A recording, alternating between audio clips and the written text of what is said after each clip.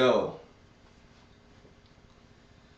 Hello everyone, this is SBR Forums, Madness of March. I'm Jeff Grant. We're going to move along in the East region. We're moving to the third round, this one featuring the third seeded Marquette Golden Eagles versus the number 6 seed Butler Bulldogs, tipping off at 7:45 Eastern Time Saturday on CBS from Rupp Arena in Lexington, Kentucky. Marquette, 2.5-point favorite on the opening line. That number has been bet down to 1.5, 2 in the betting market, while the total is not available. Definitely monitor any future odds movement by going to sbrodds.com. Really, sometimes it's survive and advance in the NCAA tournament, and that's exactly what the Golden Eagles did. An improbable comeback victory on Thursday, 59-58, as 3.5-point neutral court favorites against the Davidson Wildcats. It was all about guard Vanderblue's layup with his left hand with 1 second remaining on the clock. The game went under the posted total of 137.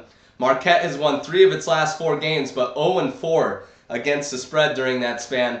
34.5% shooting from the field. Davidson shot 41.3%, but the real story, and an edge that was supposed to be on Davidson's side, but ended up being a Marquette's advantage, was the fact that Marquette shot 78.9% from the free throw line, while Davidson, the top free throw shooting team in the entire tournament, shot 63.6%.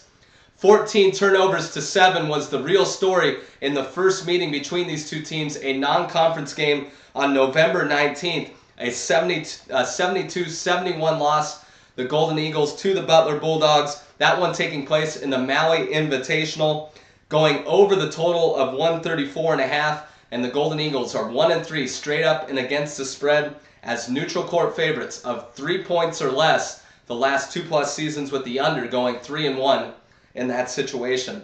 68-56 victory for the Bulldogs over the Bucknell Bison.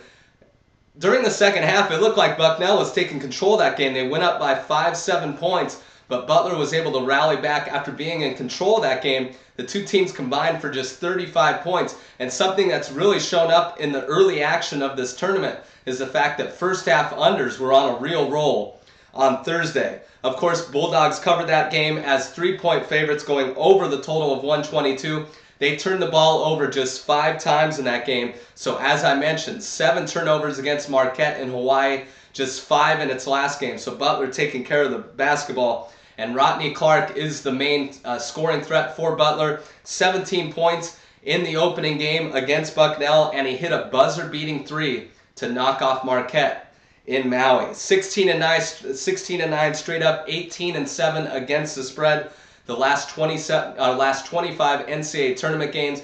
Brad Stevens, my personal favorite coach in the NCAA tournament, 2-4 straight up and against the spread versus Big East opponents the last 2+ seasons. So the Bulldogs have kind of fallen flat against this type of opponent. But the Atlantic 10 had a very successful first day in the 2013 NCAA tournament. I mentioned in my first video with Marquette, I played against him. I played Davidson plus 3.5, so we cashed the ticket there. But I gave mention, you can catch it at sbrvideo.com, that Marquette's a potential play-on team in the second game of a weekend, and they've made the trip to the Sweet 16 the last 2 years. So they're looking to advance to the Sweet 16 for a 3rd consecutive year, and they have one of the deeper benches in all of the country. And I think they're going to press Butler here a little bit. They're not a pressing team, but I think head coach Buzz Williams will press Butler. He has the bodies to do it, and Butler doesn't have the advantage that it normally does under Stevens, as these two teams have already seen each other.